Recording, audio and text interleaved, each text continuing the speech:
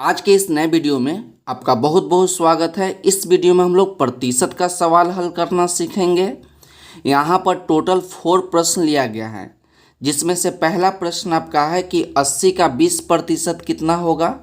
Second number प्रश्न आपका है कि 220 का 30% कितना होगा। 3 नंबर प्रश्न आपका है कि 399 का 10% कितना होगा। और 4 नंबर प्रश्न आपका है कि 499 का 12% क्या होगा। चारों प्रश्न जो है देखने में एक जैसा है, लेकिन चारों प्रश्न का आंसर, चारों प्रश्न का बनाने का तरीका अलग अलग है। तो चलिए हम लोग बारी बारी से सभी प्रश्नों को हल करते हैं। प्रश्न नंबर 1 आपका है कि 80 का 20% क्या होगा। चारों प्रश्नों में कुछ नया सीखिएगा। चारों प्रश्नों को जब सॉल्व कीजिएगा तो कुछ ना कुछ नया बात सीखिएगा। तो प्रश्न नंबर 1 आपका क्या है कि 80 का 20% कितना होगा। 1 नंबर क्या प्रश्न है कि 80 का 20%, इसको लिख लेंगे। 80 का कितना है 20%, तो 20%।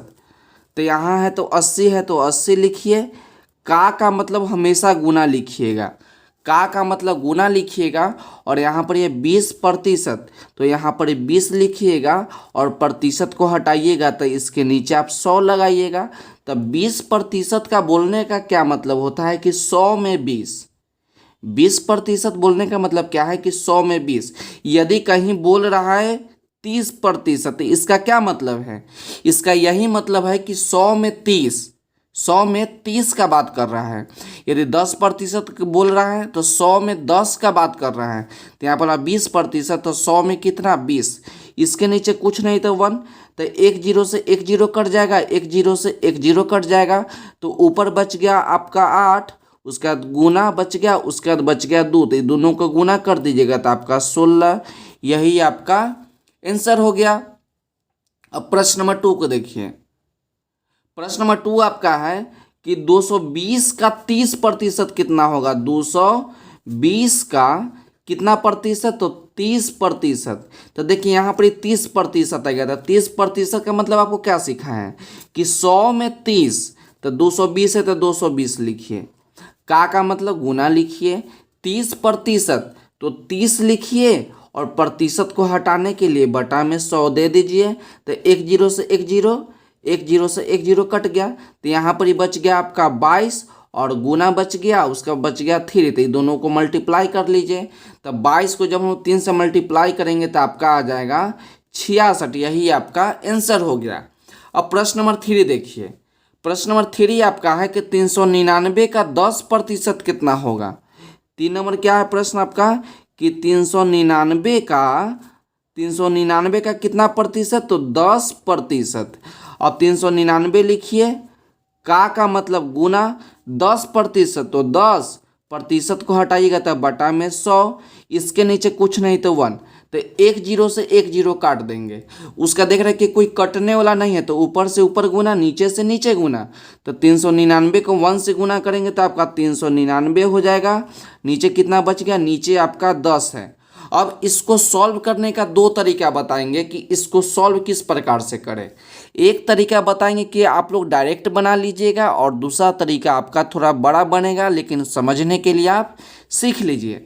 तो 399 में कितना से भाग लगाना है, 10 से। तो 10 से भाग लगाइए 399 में। आपको दशमलव वाला भाग क्या होना चाहिए, आना चाहिए। तो 39 है तो 3 बार में आप 30 लगा दीजिए, तो लगा दिए। ये आपका 9 में से 0 गया तो 9, 3 3 आपका कट गया। ऊपर से 9 उतारिए, तो 9 बार में आप 90 लगा दीजिएगा, तो 90 लगा दीजिए, कट गया ऊपर से 9। और लेकिन इसको क्या करना है, दशमलव में बदल देना है। तो यहाँ पर एक पॉइंट लगा देंगे। तो पॉइंट के मतलब आप समझते हैं कि 1 जीरो। पॉइंट का मतलब क्या होता है, 1 जीरो। तो यहाँ 1 जीरो लगा दीजिए।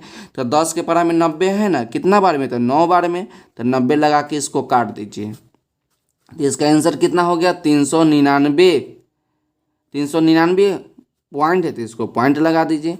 अब इसको तो हम लोग भाग तरीका से बना लिए, लेकिन दूसरा तरीका क्या है कि जब भी आप नीचे जीरो देखिए ना, जब भी आप नीचे जीरो देखिए तो ऊपर वाला संख्या को लिख दीजिए इस प्रकार से।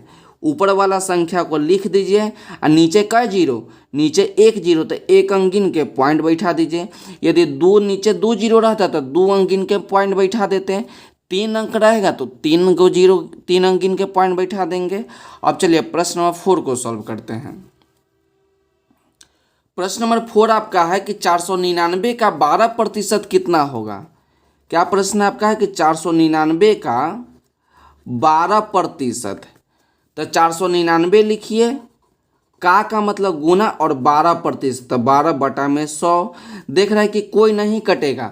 यदि कटने वाला भी है तो इसको क्या करेंगे, हम लोग ज़्यादा से ज़्यादा कोशिश करेंगे कि नीचे जीरो वाला है तो उसको छोड़ दें।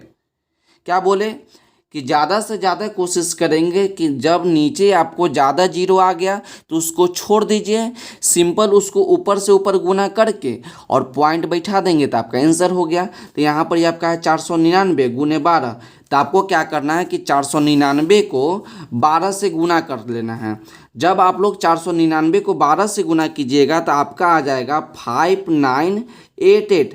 आप इसको गुना करके चेक कर लीजिएगा कि इतना आता है कि नहीं। कितना आ गया था 5988। नीचे गुना कीजिएगा 1 में 100 से तो आपका 100 आ गया।